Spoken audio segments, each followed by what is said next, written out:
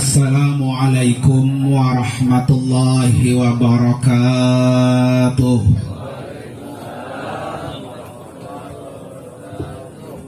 Bismillahirrahmanirrahim. Alhamdulillahilladzi khalaqal mauta wal hayata liyabluwakum ayyukum ahsanu amala. Yang sangat saya muliakan sahibul bait, keluarga besar almarhum Bapak Said bin Senan, dan juga almarhumah Ibu Hajah Mesah binti Umes. Kita doakan mudah-mudahan kedua almarhum dan almarhumah diampuni segala dosa-dosanya, diterima seluruh nilai amal ibadahnya, dijadikan kuburnya radhah min riyadil jannah. Amin ya rabbal alamin. Pada malam hari ini saya mohon maaf, minta duluan Pak ya, karena memang di penggarutan acara maulid dua-duanya sama. Waktu saya di Kairo minta di WA, Guru Salamun juga sama, Guru Matin sama juga sama, karena saya kemarin tanggal 1 baru sampai dari Kairo Mesir. Alhamdulillah bisa nama nggak ada coronanya Mak. Di Wates juga alhamdulillah, dan nggak ada yang pakai masker nih ya. Tandanya apa? Sehat semua. Para bapak hadirin sekalian, malam hari ini kita meski hujan dari sore Pak ya. Kata saya dari rumah jadi enggak nih ya. Nungguin di WA, di WA Pak ya. Berangkat dah. Alhamdulillah, luar biasa nih, walaupun gerimis-gerimis, dingin-dingin Pak ya, tetap hadir di majelis haul. Mudah-mudahan yang hadir semua ini senantiasa mendapatkan limpahan pahala dari Allah Subhanahu wa Ta'ala. Para bapak hadirin sekalian, haul itu banyak memiliki makna. Yang pertama, haul itu adalah putaran 1 tahun. Kalau dalam bahasa zakat Pak ya, ada juga haul. Kalau bapak-bapak pengusaha punya penghasilan cukup nisab, maka setiap haul wajib dikeluarkan apa tuh? Zakatnya 2,5%. Kalau sudah haul, sudah 1 tahun Pak ya. Kemudian juga ada haul itu seperti malam ini, memperingati 1 tahun wafatnya seseorang. Maka kita disuruh haul karena ketemu 1 tahun. Apa manfaatnya para bapak hari sekalian? Kita dianjurkan untuk haul. Yang pertama, zikrul maut, yaitu mengingat kematian.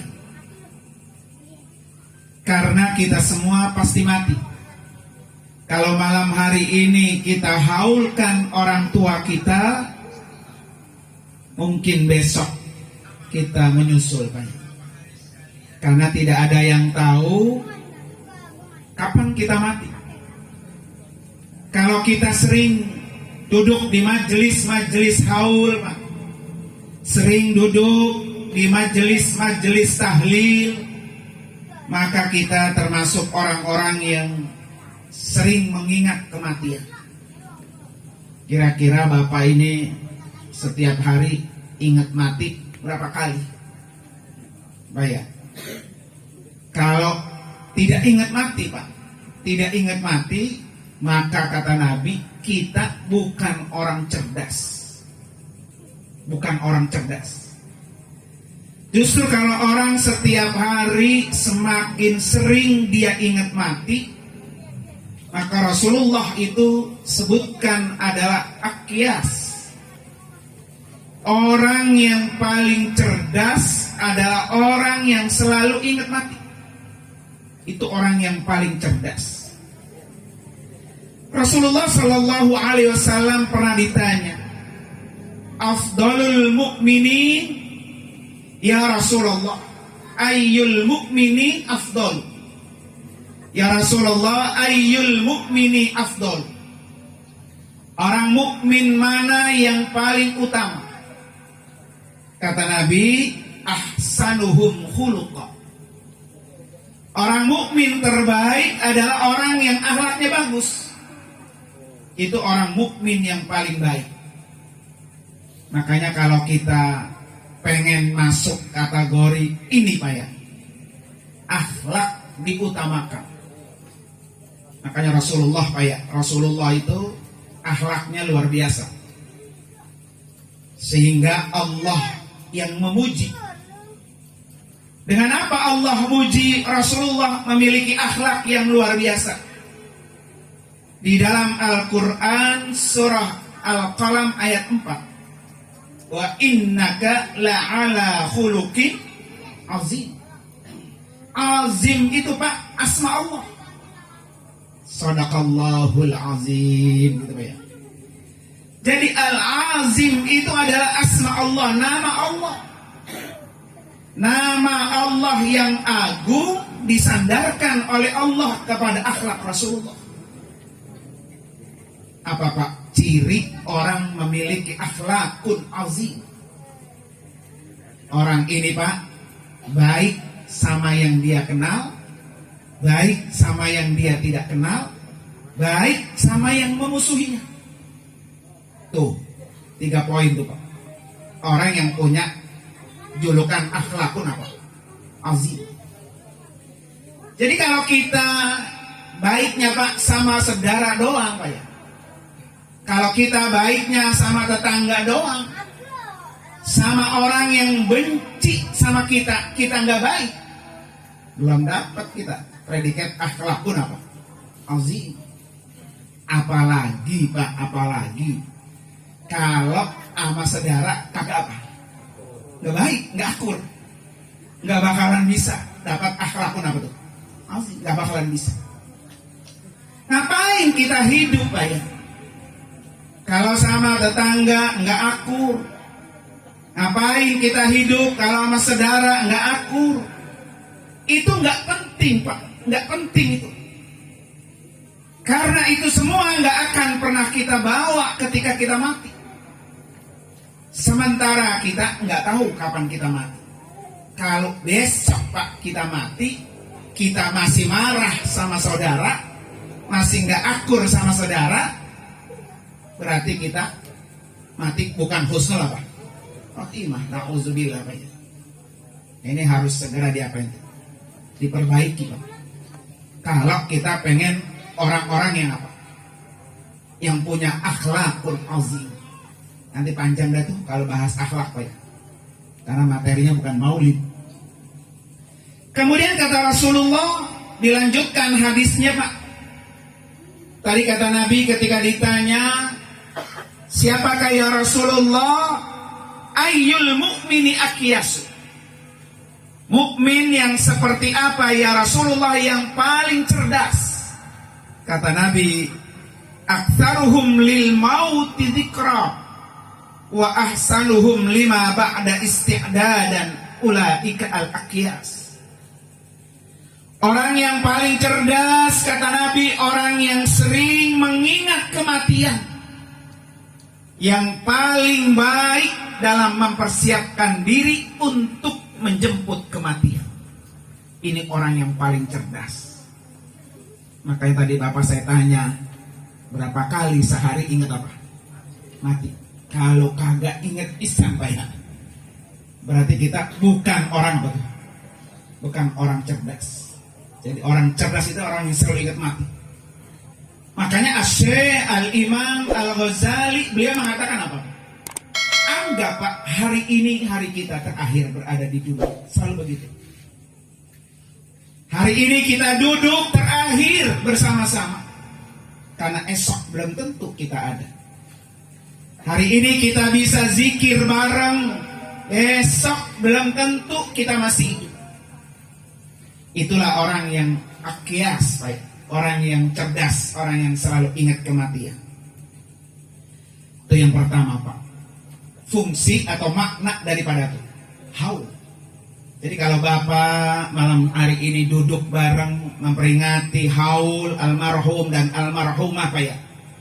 Kalau tidak menambah rasa ingat mati kita Pak, maka haulnya malam ini belum berpengaruh sama kehidupan kita. Paling tidak kita selalu apa? Ingat mati. Hari ini terakhir, begitu Pak. Jadi kalau kita anggap hari ini terakhir, nggak ada kebaikan-kebaikan dunia yang tidak kita kerjakan secara maksimal. Sholat maksimal, ngaji maksimal, sama orang berbuat baik maksimal Pak ya. Karena kalau kita masih marah bertahun-tahun Pak ya, nggak akur sama orang bertahun-tahun, jangan sampai dibawa apa? Mati. Kan kadang ada orang begini Pak, pokoknya gue benci sama dia sampai mati pun gue bawa begitu Pak ya. Nah ini nauzubillah Pak ya. Para bapak hari sekalian, kemudian haul yang ketiga adalah birrul walidain. Orang haul ini Pak kan mengenang orang yang dihaulkan.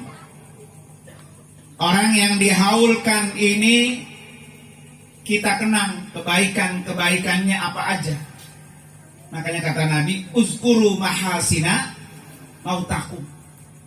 Jadi orang kalau sudah mati Pak, sudah mati, itu nggak boleh sama Nabi disebut-sebut lagi kejelekannya, nggak boleh.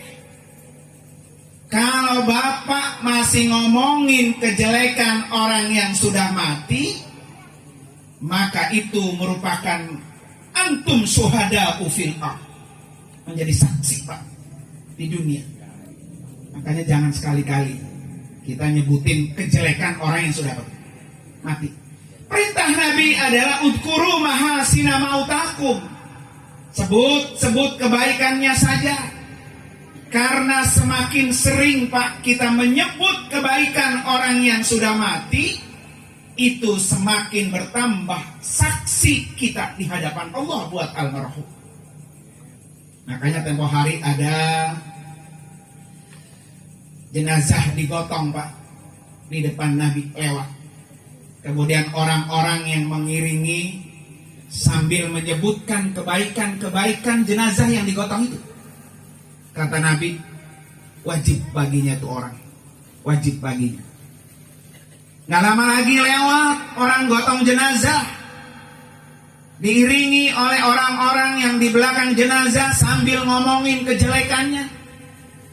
Kata Nabi, wajib tuh orang baginya, wajib. Umar bin Khattab nanya, ya Rasulullah, apa yang engkau maksud wajib itu? Kata Nabi apa?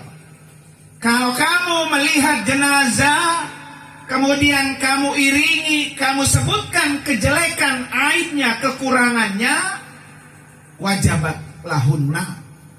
Wajib jenazah itu masuk ke dalam neraka. Na'udzubillah, itu tadi saya bilang syuhada, menjadi saksi. Kalau kita nyebutin kejelekan orang yang sudah mati. Tapi kalau kamu iringi jenazah itu, kamu sebutkan kebaikannya, kata Nabi, wajabat lahul jannah.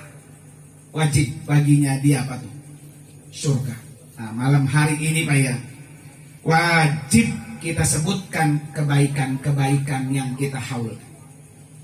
Terutama para bapak hari sekalian, buat para anak, mantu, almarhum dan almarhumah yang dihaulkan Pak. Ini tanda bakti kita kepada orang yang sudah meninggal. Jadi kalau kita jadi anak Pak, belum sempat berbuat baik, berbakti sama orang tua kita, tapi dia sudah keburu meninggal dunia, Maka kata Nabi, yang pertama as-salatu alaihi, sholatin dia. Kalau orang tua kita punya utang sholat, bayarin. Karena dia sudah nggak bisa apa? Sholat. Ini mah kita boro-boro bayarin utang sholat orang tua, Pak. Kita sendiri apa? Oh, sholatnya masih banyak apa? Banyak yang bolong, banyak yang utang. Ini jangan sampai, Pak. Jangan sampai nanti kita mati, kita bawa utang apa? Sholat. Belum tentu, Pak. Anak-anak kita, saudara-saudara kita bayarin utang sholat kita. Belum tentu. Ya Pak ya, paling bantuin tahlil. Tahlil pun paling berapa biji Pak ya. Itu pas masuk ke majelis, la ilaha illallah, udah tidur Pak ya. Begitu Pak ya. Yang namanya dibantuin Pak ya, sekedar. Yang paling penting adalah diri kita siapkan. Jangan sampai kita mati punya utang sholat. Jangan sampai kita mati punya utang puasa. Jangan sampai kita mati punya utang zakat. Jangan sampai kita mati punya utang sama sesama manusia. Rasulullah Pak kagak mau nyolatin orang yang mati masih punya apa? Utang. Nggak mau. Sampai utang jenazah itu harus ada yang menanggungnya. Artinya Bapak, betapa penting tuh Pak, kita jangan sampai punya apa? Utang. Orang-orang yang punya hutang Pak, tidak akan pernah bisa masuk ke dalam surganya Allah. Tidak akan pernah bisa. Surga itu nggak akan pernah terbuka pintunya selama kita masih punya apa? Hutang. Nah udah dihitung-hitung Pak.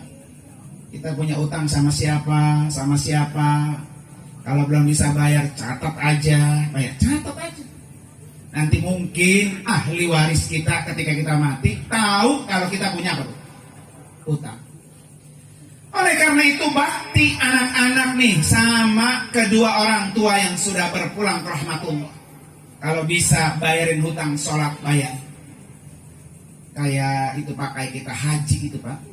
Sholli fardar zuhri arba raka'atin an almarhum Fulan bin Fulan lillahi ta'ala. Gitu ya. Kayak kita badal haji, badal apa tuh? Umroh, begitu Pak ya. Dibayarin supaya orang tua kita sedikit-sedikit apa tuh? Kebayar Pak utangnya. Itu adalah tanda-tanda birrul walidain.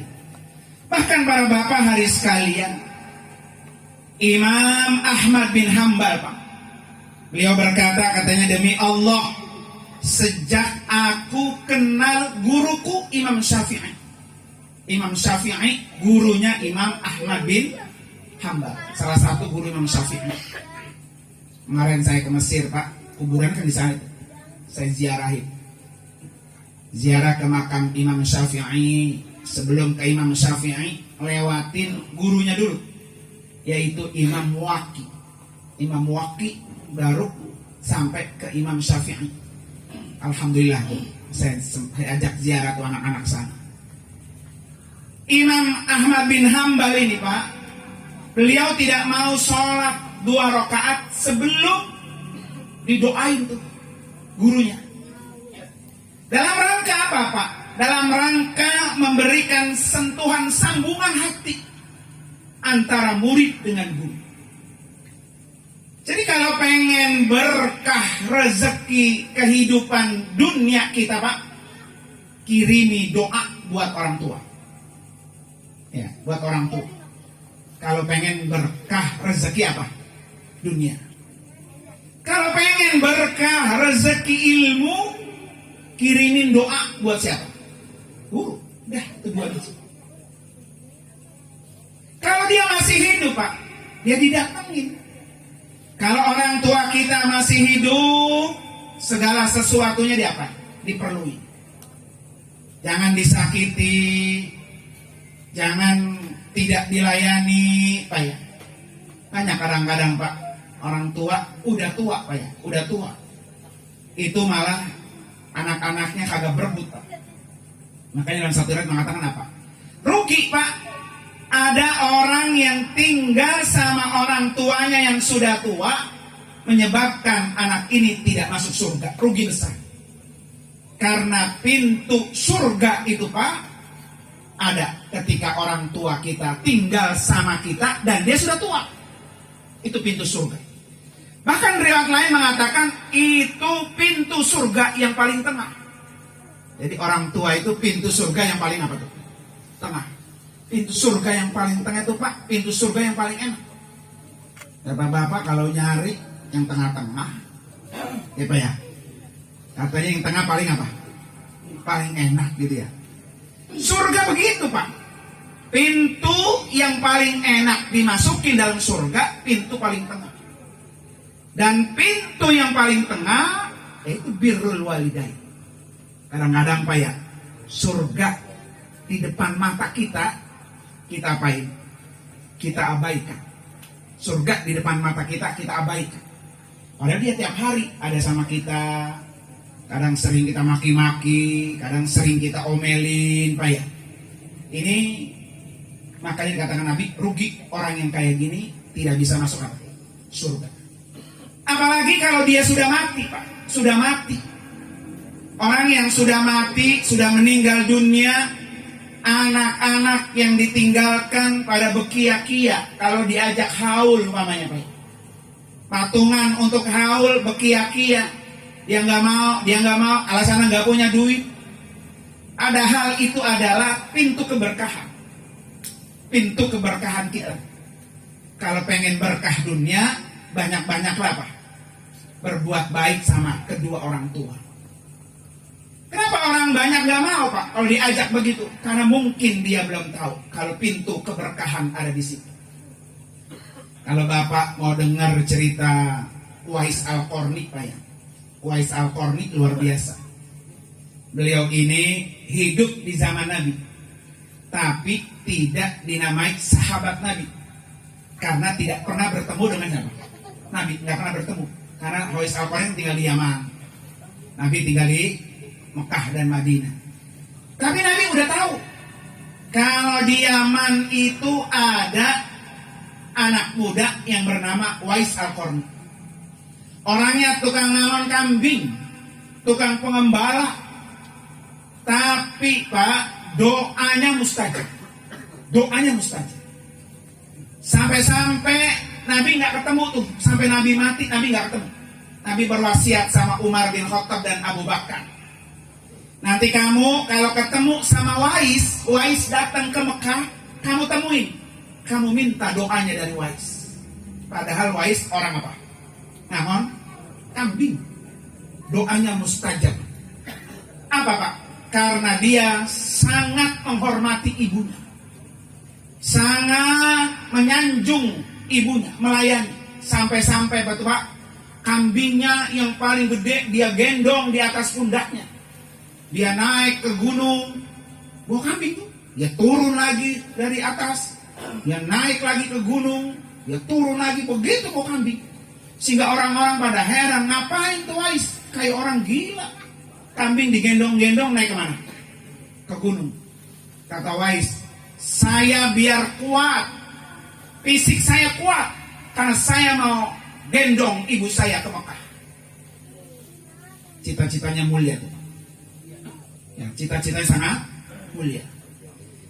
Jadi doa si Uwais ini Pak jadi makbul sampai Nabi berwasiat. Nah kalau kita pengen doanya mustajab Pak ya, kita kan sering banget Pak berdoa. Tiap hari angkat tangan, ya Allah minta ini, ya Allah minta itu. Mana nih doa ya? Susah, berkebun dikobul-kobul. Pasti ada apa? Kunci doa yang tidak kita pegang.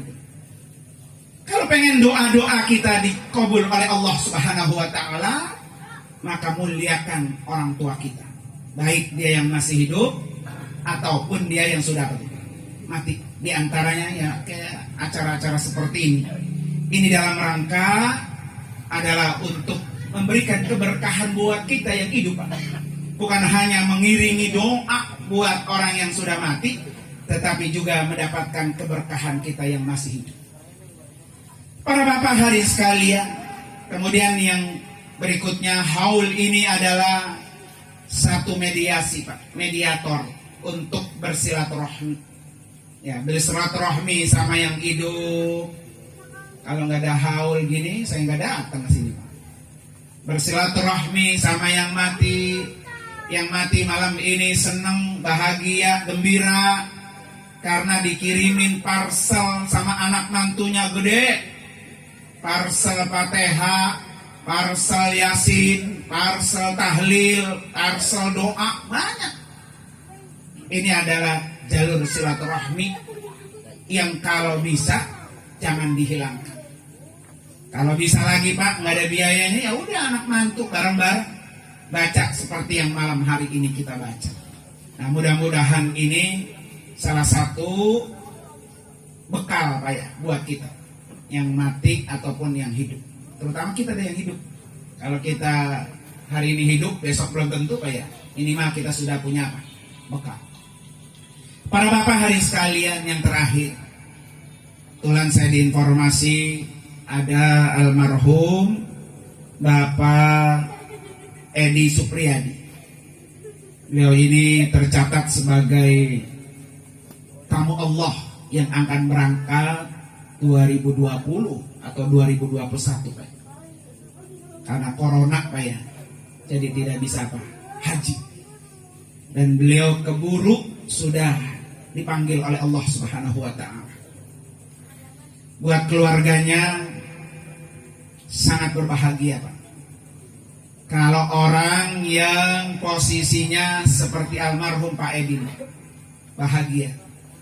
Kenapa? Nabi sudah janjikan, man kharajal haja famata kutibalahu ajrul haji ila yaumil qiyamah. Ini yang tidak bisa dimiliki oleh siapapun. Siapa orang yang sudah keluar dari rumahnya untuk urusan haji, di pertengahan jalan dia mati, Allah catat baginya pahala haji sampai hari kiamat. Ini Pak, yang spektakuler. Beda dengan orang yang baru pengen doang. Pak, pengen haji gak? Pengen. Udah daftar? Belum. Dapat pahala? Dapat. Tapi tidak sama pahalanya dengan almarhum. Kalau almarhum ini, Pak, pahalanya dicatat oleh Allah sampai hari kiamat. Orang-orang sedang haji tanggal 9 Zulhijjah dapat. Tahun berikutnya haji 9 Zulhijjah dapat. Karena hajinya masih di perjalanan. Jadi dapat pahala haji. Luar biasa, Pak. Maka bersyukur, bahagia ya keluarga yang ditinggal dalam posisi kayak gini. Bapak-bapak silahkan tuh. Mumpung masih dikasih umur kita, Pak, ya. Antri silahkan. Mendaftarkan diri. Sampai pada waktunya, alhamdulillah. Udah sampai, sangat alhamdulillah. Karena kita meraih pahala haji sampai hari kiamat. Silahkan itu, Pak. Kamu daftar sekarang berangkatnya 2045. 25 tahun. Makanya kalau ada yang daftar ke kantor, saya bilang, udah jangan pikir 45-nya, jangan. Pokoknya nyampe, alhamdulillah. Nggak nyampe, ya almarhum. Almarhum, Pak, ibarat orang mau masuk ke rumah, Mak, ya udah diteritipan. Ya, udah tinggal ngetok pintu, mau masuk ke pintu. Tapi ternyata Allah lebih sayang sama almarhum. Jadi orang-orang yang posisi almarhum ini luar biasa, Pak. Luar biasa. Ini memang kalau ibarat mati, Pak, mati terbaik. Mati terbaik adalah mati ketika dia sedang berhaji, Pak. Ya, mati ketika dia berhaji. Almarhum ini sedang dalam perjalanan apa tuh? Haji, dalam perjalanan haji. Kalau dulu mah orang haji berapa tahun, berapa bulan guru naik itu kapal laut? Paling 6 bulan ya. 6 bulan dah ya, begitu. Nah sekarang 25 tahun naik pesawat. Naik pesawat haji 25 tahun. Naik kapal laut haji 6 bulan. Masih mendingan dulu juga, Pak, ya. Begitu ya. Nah, sampai sekarang, Pak, Indonesia belum diapain, belum dibuka, umroh belum dibuka, ya kan?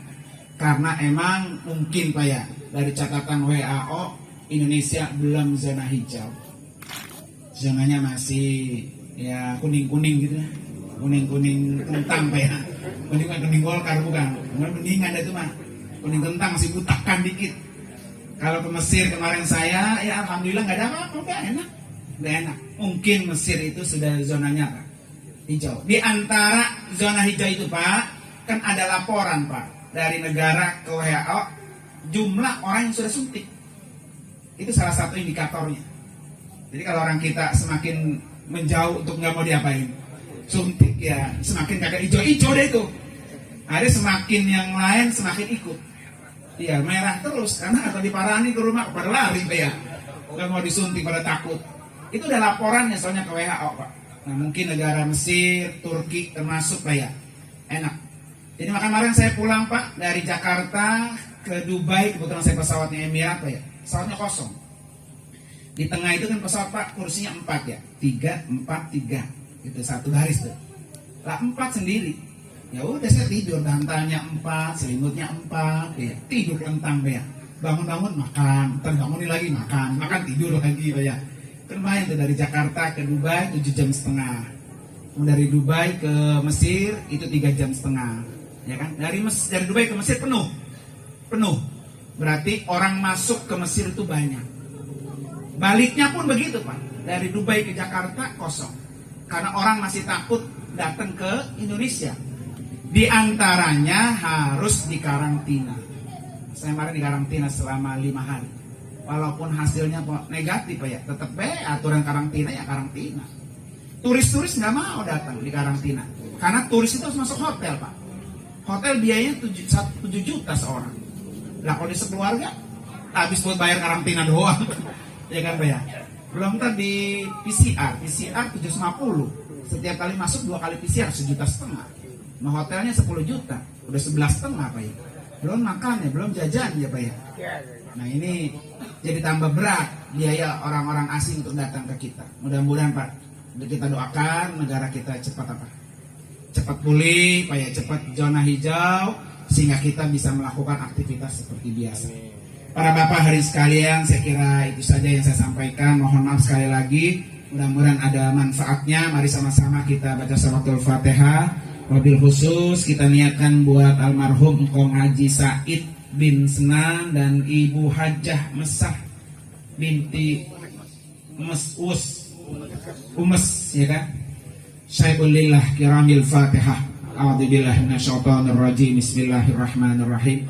Alhamdulillahirabbil alamin arrahmanir rahim maliki yaumiddin. Iyyaka na'budu wa iyyaka nasta'in. Ihdinas siratal mustaqim. Shiratal ladzina an'amta 'alaihim ghairil maghdubi 'alaihim waladdallin amin.